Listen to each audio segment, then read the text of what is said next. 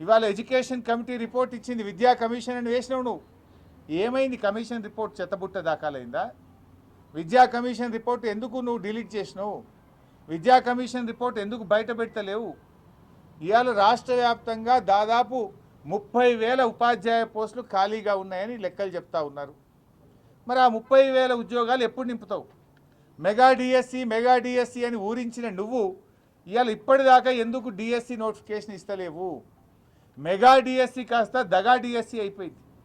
తక్షణమే రాష్ట్రంలో ఖాళీగా ఉన్న ఎస్జిటి స్కూల్ అసిస్టెంట్ పోస్టులకు మెగా డిఎస్సి విడుదల చేయాలని చెప్పి కూడా ఈరోజు మేము డిమాండ్ చేస్తూ ఉన్నాం.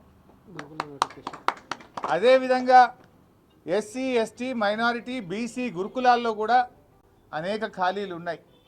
గురుకులాల్లో ఉన్న ఉపాధ్యాయ ఉద్యోగాలకు నియామకానికి కూడా తక్షణమే నోటిఫికేషన్ విడుదల చేయాలని చెప్పి కూడా డిమాండ్ చేస్తూ ఉన్నాం. గ్రూప్ 1, గ్రూప్ 2, గ్రూప్ 3, గ్రూప్ 4 వీటిలలో కూడా అనేక ఖాళీలు ఉన్నాయి.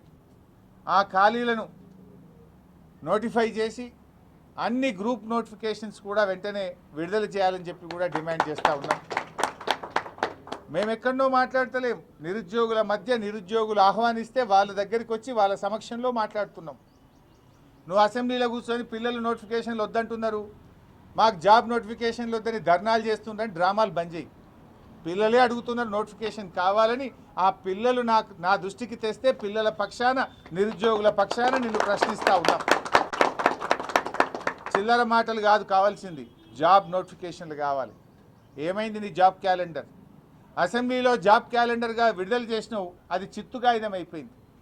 నీ జాబ్ క్యాలెండర్లో ఒక్క నోటిఫికేషన్ వచ్చిందా? నీ జాబ్ క్యాలెండర్లో చెప్పిన ప్రకారంగా ఏ డేట్కైనా నీ జాబ్ క్యాలెండర్ విడుదల చేసిన తర్వాత ఒక్క నోటిఫికేషన్ రాలేదు. నీ జాబ్ క్యాలెండర్ జాబ్లెస్ క్యాలెండర్ అయిపోయింది. స్క్రాప్, చిత్తుగాయిదం అయిపోయింది నీ జాబ్ క్యాలెండర్. నీ మాటలు బోగస్, నీ చేతలు బోగస్, అంతా బోగస్ అయిపోయింది కాంగ్రెస్ ప్రభుత్వం. నిరుద్యోగ భృతి ఒక దగ, ఆడపిల్లలకు స్కూటీలు ఒక దగ, విద్యార్థులకు ఉద్యోగులకు నోటిఫికేషన్లు జాబ్ నోటిఫికేషన్లు ఒక దగ, ఫీజు రియంబర్స్మెంట్ ఉన్న పథకాన్ని ఎత్తిపడేసినావు నువ్వు.